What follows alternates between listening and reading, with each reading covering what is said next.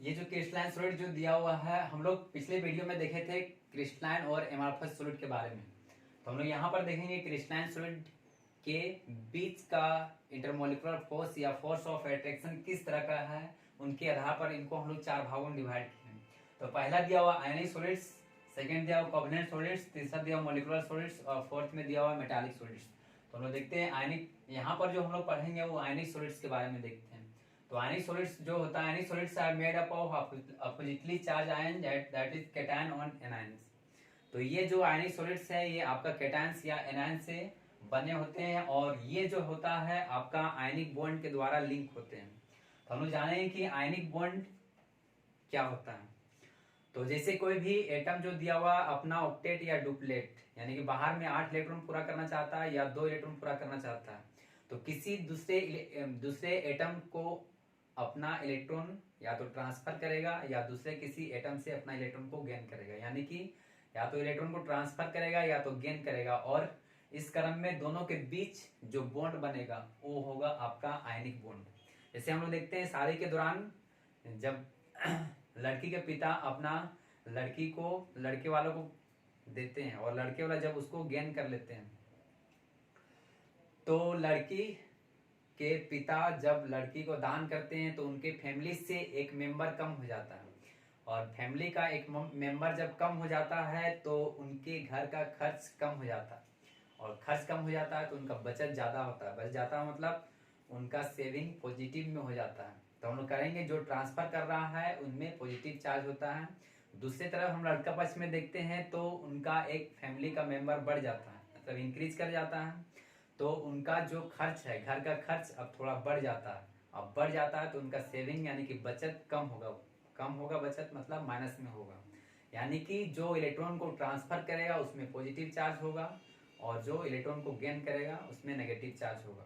और इस तरह से दोनों फैमिली के बीच जो संबंध बनता है उनको हम लोग केमिस्ट्री के भाषा में बोल सकते हैं आयनिक बॉन्ड या तो हम लोग देखें यहाँ पर कि आयनिक बॉन्ड कैसे बना।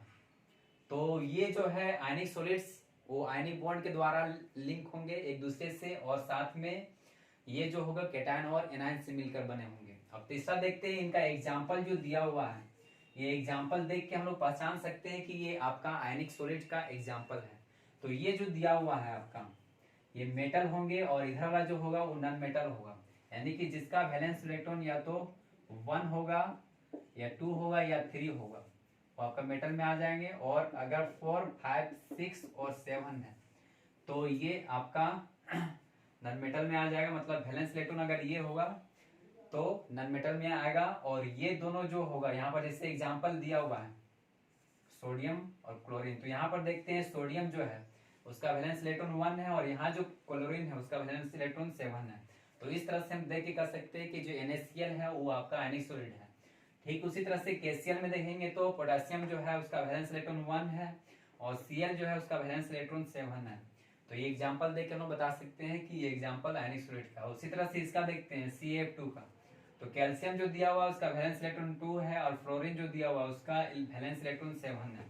तो ये जो एग्जांपल दिया हुआ आपका आयनिक सॉलिड का एग्जांपल हो गया। इसी तरह से और बहुत सारा एग्जांपल है जिसे आप देख के बता सकते हैं कि ये आयनिक सॉलिड का एग्जांपल है या नहीं। तो आपको याद रखना होगा कि वैलेंस इलेक्ट्रॉन कितना कितना होता है, कौन सा एटम है या एलिमेंट है, तो आप लोग आसानी से पहचान सकते हैं कि ये आयनिक सॉलिड्स का एग्जांपल है।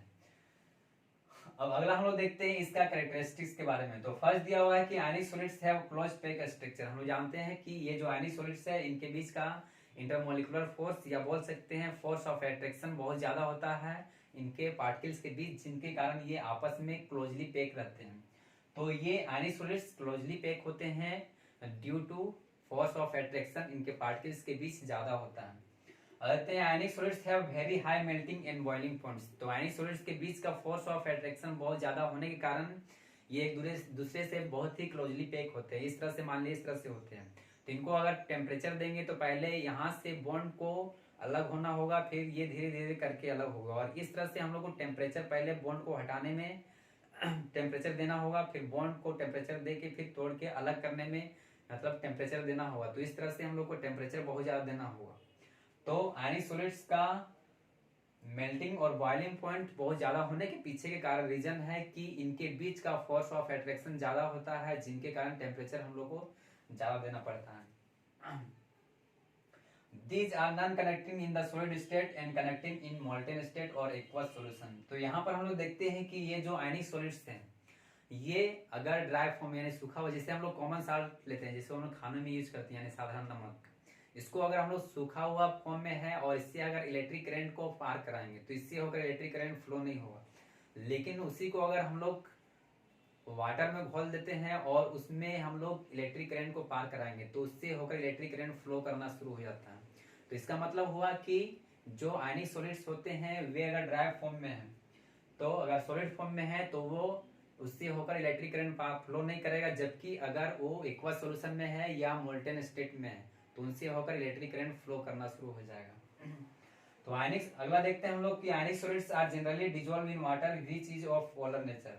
तो हम लोग आयनिक सॉलिड्स को देखते हैं तो ये जो है आपका वाटर में इजिली डिसॉल्व हो जाता है, क्योंकि ये पोलर नेचर का होता है, मतलब वाटर में पोलराइज हो जाता है, मतलब कि वाटर में डिसॉल्व हो जाता है यानी कि घुल जाता है। तो हम लोग यहाँ पर देखें कि आयनिक सॉलिड्स जो है वो बहुत ज्यादा क्लोजली पैक होते हैं due to force of attraction इनके पास ज्यादा होता है, और आयनिक सॉलिड्स के पास मेल्टिंग और बॉइलिंग पॉइंट्स बहुत ज्यादा होता है इनके, और इनका भी रीजन है कि इनका फोर्स ऑफ अट्रैक्शन बहुत ज्यादा होता है। अगला देखते हैं कि सॉलिड फॉर्म में होगा तो ये नॉन कनेक्टिंग होगा, लेकिन जब ये एक्वा सॉल्यूशन में घुला होगा तो ये या मोल्टेन स्टेट में होगा तो इनसे होकर इलेक्ट्रिक करंट फ्लो करेगा, मतलब कनेक्टिंग नेचर का होगा। और अगला देखते हैं हम लोग तो ये आपका जनरली डिजोल्व हो जाएगा वाटर में इजिली आसानी से, काहे कि वाटर में फ्लोराइज हो जाता है या पोलर नेचर का होता है। अगले बार हम लोग देखेंगे कोवेलेंट सॉलिड्स के बारे में।